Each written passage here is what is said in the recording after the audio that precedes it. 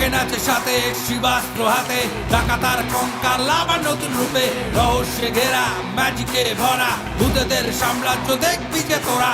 পার্কে লাট, ভয় পেয়ে কাট, নতুন রূপে শ্মশানের সিকিউরিটি গার্ড।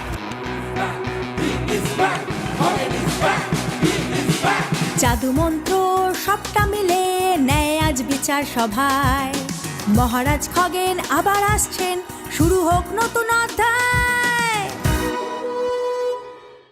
আবারও আমরা নিয়ে এসে হাজির শ্মশানের সিকিউরিটি গার্ডের নতুন এপিসোড। একবারও স্কিপ না করে পুরোটা দেখতে হবে।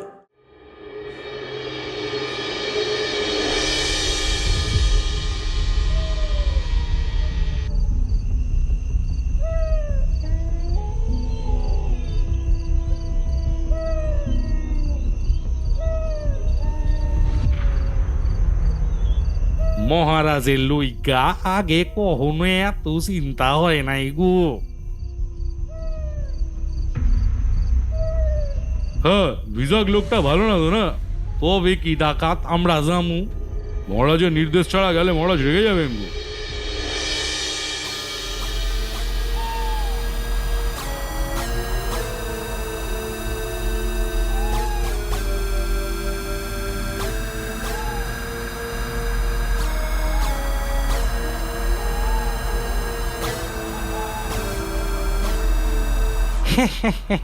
কি চাই আপনাদের বলুন তো? নমস্কার স্যার, আমরা নিশি আনন্দ পত্রিকার তরফ থেকে আসছি। আমি পত্রিকার সম্পাদক বগেন পাল, এ আমার পিএ নরপাল রায়।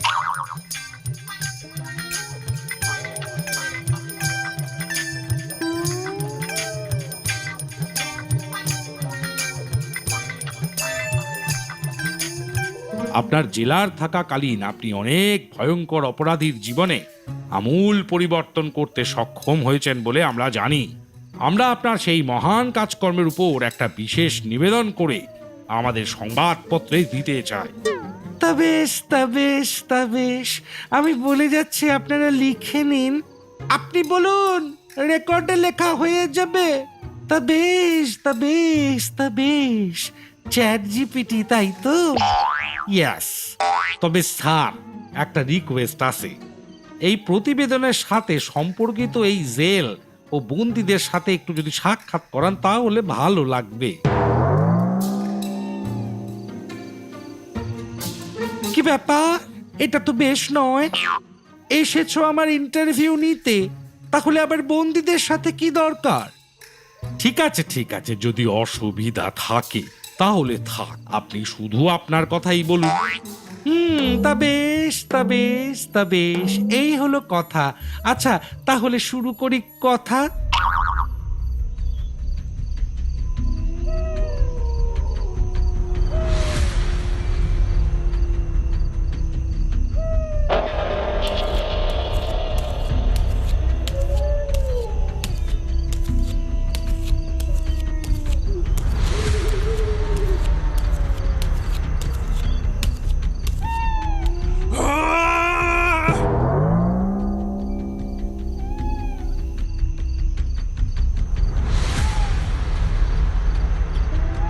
নমস্কার স্যার, আমার ছেলের সাথে আজ দেখা করিয়ে যাবেন বলেছিলেন। উফ, আবার এসেছেন? না, বেশ না। বললাম না, আপনাকে দেখা করতে হলে অন্তত 5,000-এর মতন কুড়ি লাগবে।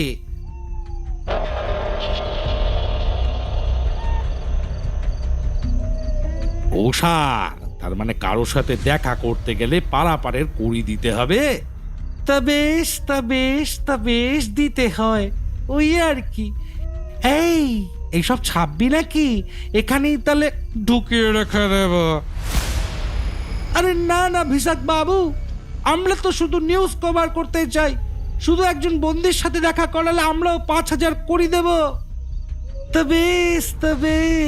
বেশ, কোন বন্দি? তবে তোমাদের ওই রেটে হবে না, 10,000 লাগবে। তাই দেবো ভিসাক বাবু। নাম বলো। পিঞ্জর। পেমেন্ট দাও।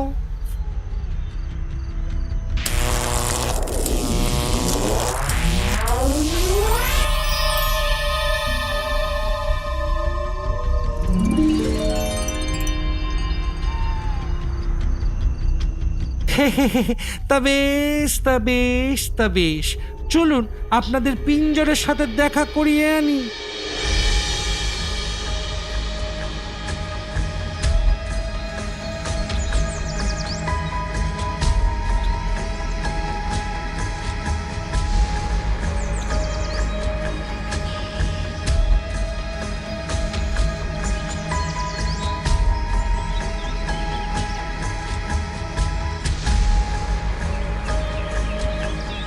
এখনো কোনো খোঁজ পাওয়া যায়নি। এখনো একই রকম।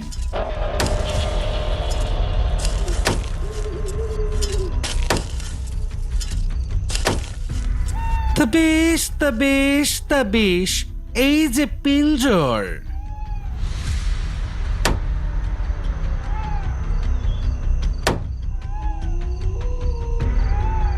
পিঞ্জর, তোমার সাথে আলাপ করতে এলাম।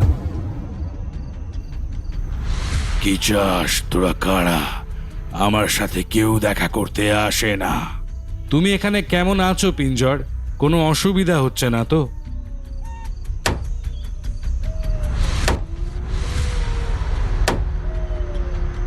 এটা কি করছো?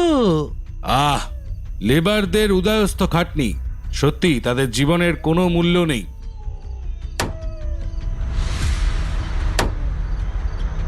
উৎপটাং প্রশ্ন করার জন্য এসেছিস, মেরে না?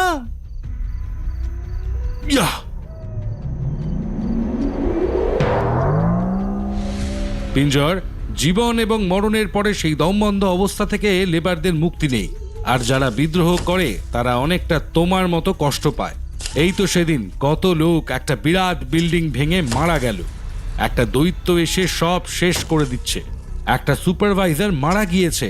আর লেবাররাও, একটা কম বয়সী নিরপরাধ ছেলে এখন হসপিটালের বেডে জীবন মৃত্যুর সাথে পাঞ্জা কষছে। কি করলো দৈত্যটা? সেই তো সাধারণ মানুষ মারল। অথচ এটাই কি ছিল তার উদ্দেশ্য? সে হয়তো শুধুই ওই দুষ্টু সুপারভাইজারটাকে শাস্তি দিতে চেয়েছিল। এই সাংবাদিক, তা বেশ নয়, বহুত বাড়াবাড়ি করে ফেলেছিস। আর কিন্তু তোর রেহাই নেই। পিঞ্জর, একটা শয়তানকে মারতে গিয়ে সেই দৈত্য পুরো বিল্ডিংটা ধুলোয় মিশিয়ে দিল।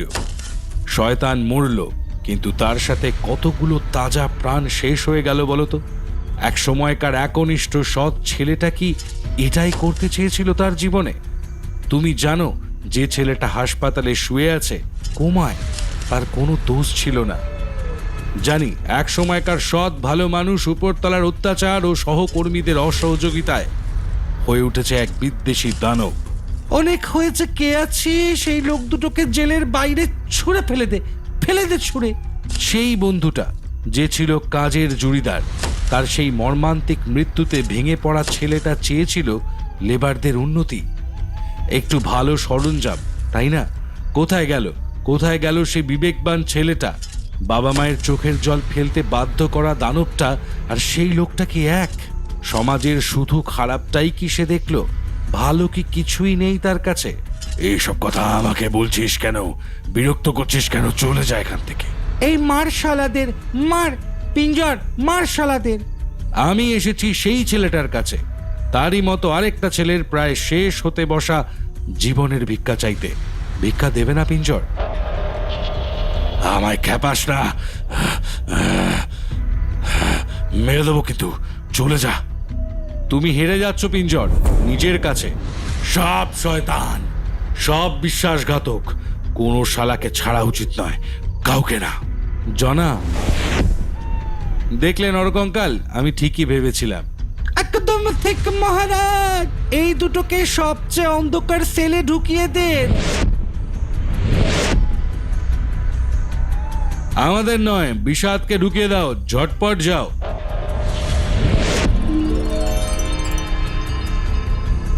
আমি ভূতদের মহারাজ খগেন। ভিসাককে নিয়ে যাও তোমরা এক্ষুনি। আপনি মহারাজ? তা বেশ, তা বেশ, আমাকে ক্ষমা করে দিন মহারাজ।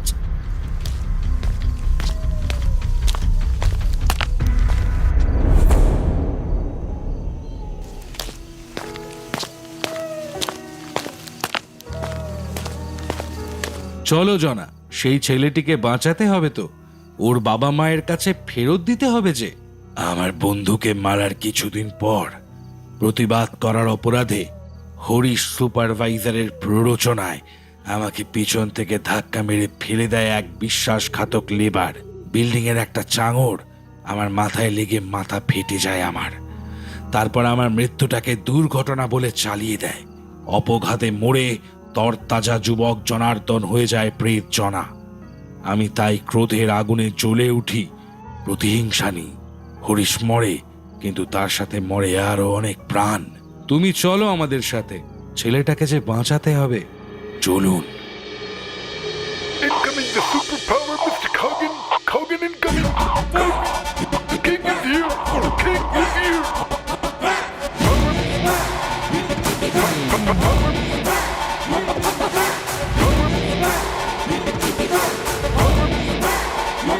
Mr. Cogan.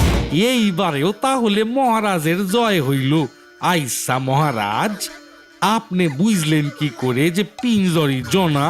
অভিযানের আগের দিন লাইব্রেরিতে গিয়েছিলাম ভূত শ্রমিকদের সম্পর্কে কিছু জানতে।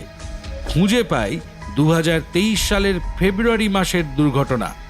পরপর সাধন ও জনার্দন নামে তরতাজা লেবারদের মৃত্যু। সুপারভাইজার হরিশবাবু, যে হরিশবাবু এই বিল্ডিং এর সুপারভাইজার ছিল। কিছুটা দুইয়ে দুইয়ে চার করি। যখন জনার সাথে দেখা হয় তখন প্রথমে বুঝতে পারিনি। তাইলে কি কইরা বুঝলেন মহারাজ? জনার হাতের একটা উল্কিতে ওর নাম লেখা আছে, জনার্দন। ও মহারাজ, আপনার চোখে ধরা ধরা পড়ে যে চমৎকার মহারাজ, মায়েরই বলছি। মহারাজ, মানুষ সুস্থ হয়ে ওর বাবা মায়ের কাছে ফিরে গেছে, আর চিন্তা নেই মহারাজ। হ্যাঁ, শেষ ভালো যার, সব ভালো তার। জয় মহারাজ খগেনের জয়, জয় মহারাজ খগেনের জয়।